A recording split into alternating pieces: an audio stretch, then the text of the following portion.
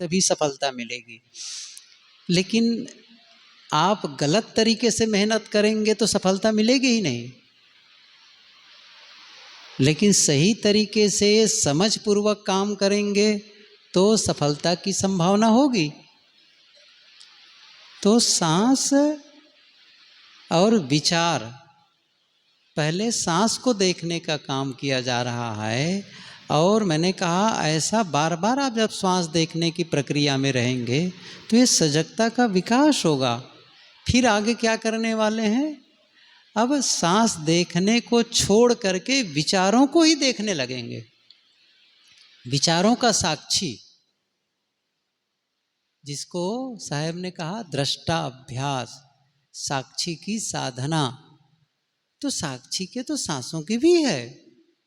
इसमें यदि कोई सचमुच ठीक से कर ले तो 80% काम तो यही हो जाएगा, 20% बचा रह जाएगा। वो विचारों को देखने पर 80-20 का जो सिद्धांत है पेरेटो का, 80% हो जाएगा इसमें। क्योंकि आपने इतनी सजगता बढ़ा ली है, अब विचारों को देखकर विचारों से अलग होना आसान हो जाएगा। और जो श्वास की ही साधना को ठीक से नहीं किया है या उस पर अपनी सजगता नहीं बढ़ाई है तो विचार तो और सूक्ष्म है। मैंने शुरू दिन ही कहा था ना, स्थूलात् सूक्ष्म। साधना कैसे, स्थूल से सूक्ष्म की ओर यात्रा। तो सांस तो कम से कम हम महसूस कर रहे हैं, ले रहे हैं। अब विचारों को तो वो तो बहना ही हो जाता है उसी में। नदियां नहीं सांसरी बहे नीर, साहब ने कहा है ना कि खन उबे खन डूबे खन होगा, रतन न मिले पावे नहीं था, बुझ बुझ पंडित मन चितलाए, कबही भरल बहे कबही सुखाए।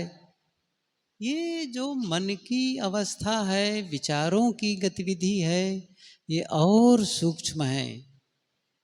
फिर विचारों से भी अलग होना, सांस, न मैं श्वास हूं न मैं विचार हूं न मैं शरीर हूं। इसलिए कहते ना, ये मन वाणी से परे, जिसे आप बोल कर नहीं पा सकते, जिसे आप सोच कर नहीं पा सकते। अर्थात जब आपका मन वाणी का अंत हो, और मन वाणी भी कहने का एक तरीका पर है, वाणी ही मन है, मन ही वाणी है, कोई अलग अलग नहीं है। क्योंकि आप जब अंदर में बोलते हैं उसी को मन कहते हैं, बाहर बोल देते हैं उसी को वाणी कहते हैं। वो वही है, वाणी वही है जो भीतर मन है। तो बस थोड़ा सा अंदर बाहर का अंतर है बस, और कुछ नहीं है, चीज वही है। तो वो विचार, वो विचार जिसके भी ऊपर जाना है, उससे भी अलग होना है तो और सूक्ष्म है। क्योंकि अच्छा, ये प्रश्न आ सकता है कि भाई हम विचारों से क्यों अलग जाएं। मैंने अभी सारी बात तो बता दी है, विचारों से क्यों अलग जाएं। विचारों से माध्यम से जो विचारों को ऊर्जा खपत करने के लिए जो मिलता है, शरीर के, हम बोलने से भी होगा ऊर्जा का खपत, जीवन ऊर्जा का करने से भी ऊर्जा की खपत होती है। और ऊर्जा की खपत को ही तो हमें बचाना है। साधना क्या है, ऊर्जा का संरक्षण, संवर्धन और सही दिशा की ओर फ्लो करना। जो हमारी जीवन ऊर्जा है, सबसे पहली तो ये हो कि वो बचे, तभी तो आप लगाएंगे सही दिशा में। जैसे वाणी की बात चल रही थी कि भाई मौन रखो, मौन रखो, न बोलो, क्यों कहा जा रहा है, इसका मतलब साधना से कुछ तो उसका संबंध है। ऐसे थोड़ी कह दिया जा रहा है कि मत बोलो, आपको थोड़ी कि धर बांध के मुसलमान बनाओ, नहीं, बोला ही नहीं है। ये एक दूसरे से एसोसिएट है, संबंधित हैं। जब आप बातचीत नहीं करते, एक दूसरे से बोलते नहीं, तो इसका मतलब होता क्या है, आपकी ऊर्जा बचती है जो बोलने से खपत हो रही है। और फिर क्या हुआ, उस ऊर्जा को आप साधना में लगाएंगे। अब बोल बोल को ही खत्म कर देंगे तो बचेगी कहाँ आपकी ऊर्जा। दूसरी बात होगी, आप जब बोलते हैं तो जुड़ते हैं, है ना। अभी जैसे अब अलग अलग बैठे हैं तो अलग ही बैठे, जुड़े नहीं। जैसे बोले कि जुड़े, शब्दों के माध्यम से जुड़े, और जुड़े तो फिर उतना जुड़ाव क्या होगा, फिर उनके विचार आपके तरफ, आपके विचार उनके तरफ गया, और ये विचारों का जो प्रवाह बनेगा तो उनका हालचाल, उनका सुख दुख, आपका सुख दुख सब मिलता चला जाएगा। लेकिन जैसे ही आप वार्ता नहीं करते हैं, बोलना बंद कर देते हैं, तो आप अकेले हो जाते हैं। अकेलापन, अकेले होते हैं। तो अकेला होना, क्योंकि कोई भी आज तक जिसने भी सत्य को उपलब्ध किया है, भीड़ में नहीं किया है। या कहना जी, कोई भी दुनिया में श्रेष्ठ काम हुआ है, वह श्रेष्ठ काम भीड़ ने नहीं की है, अकेला ने किया है। अकेला, चाहे किसी को लेख लिखना हो, किसी को कविता लिखनी हो, किसी को कोई वैज्ञानिक अनुसंधान करना हुआ हो, किसी को ध्यान में जाना हो, किसी को सत्य का अनुभव करना हो, भीड़ में नहीं होगा, वो अकेले में होगा।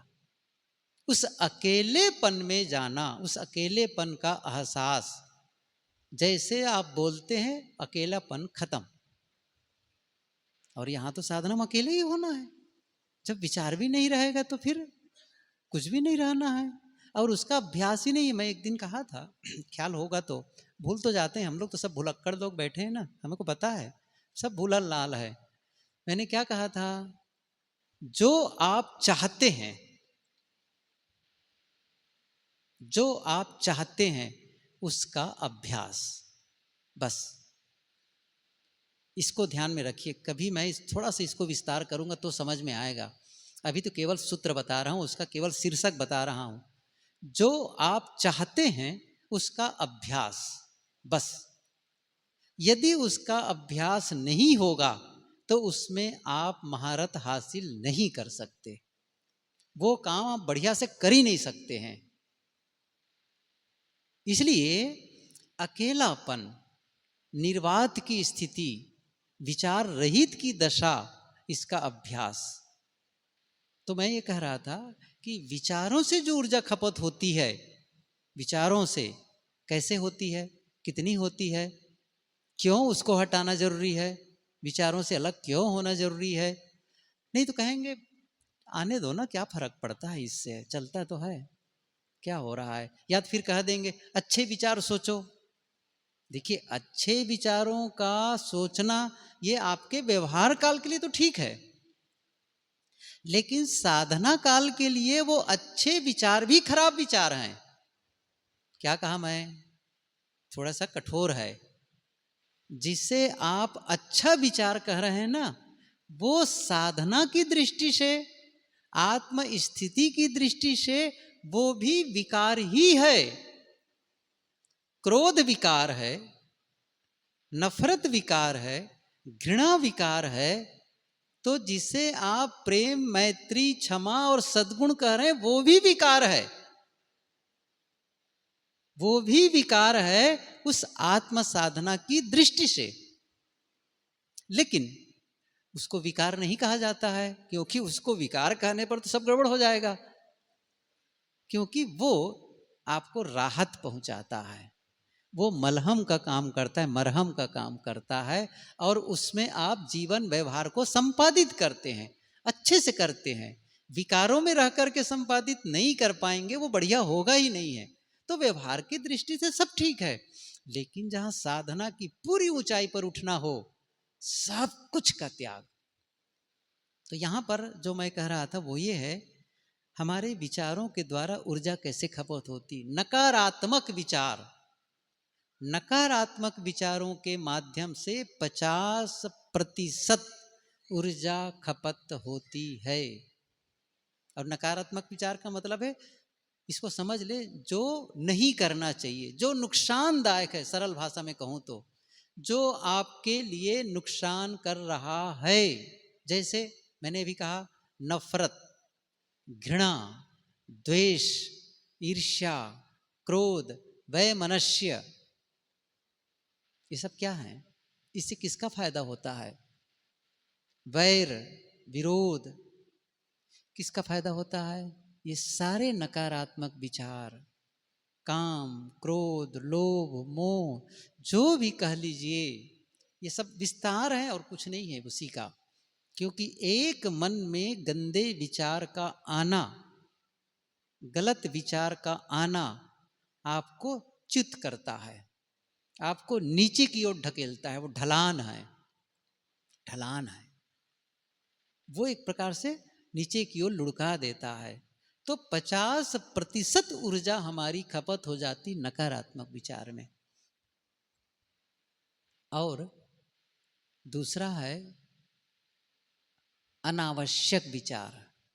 अच्छा, नकारात्मक तो नहीं है लेकिन अनावश्यक है। नकारात्मक तो नहीं है लेकिन अनावश्यक है। वो कैसे? जैसे आप बैठे, कोई भी बैठा हो, बैठे हैं, सड़क की याद आ गई, पेड़ की याद आ गई, गाय बैल की याद आ गई, पेड़ पौधे की याद आ गई, घर मकान की याद आ गई। क्या जरूरत है इसकी?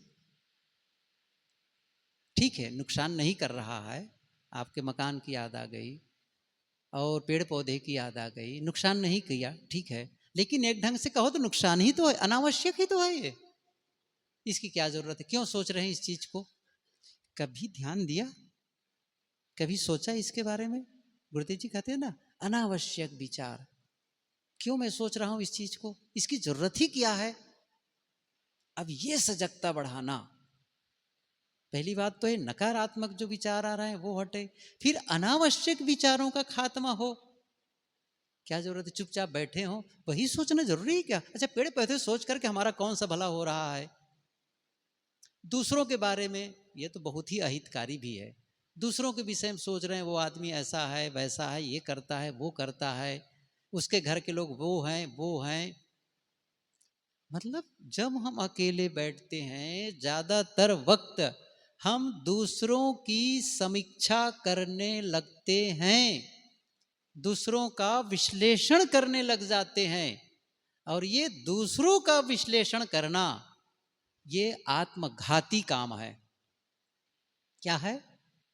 आत्मघाती काम है।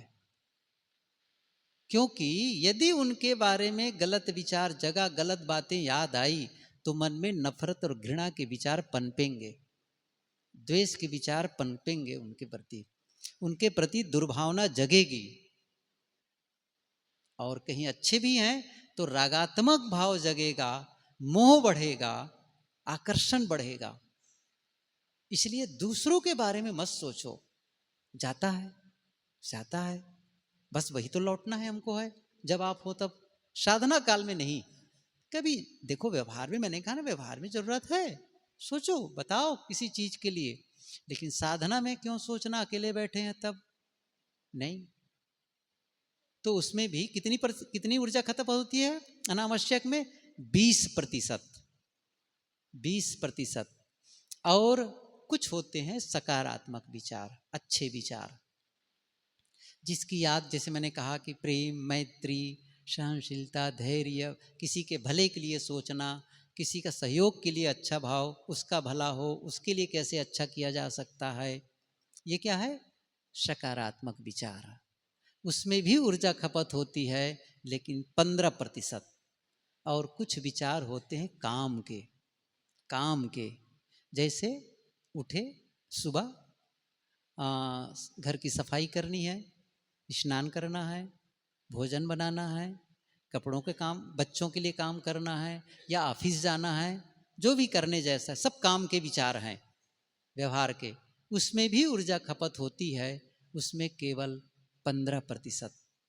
आप कैलकुलेट करिए कितना, कहाँ हम खपत कर रहे हैं। ज़्यादातर हमारी ऊर्जा नकारात्मक विचारों में और अनावश्यक विचारों में खपत हो जाती है।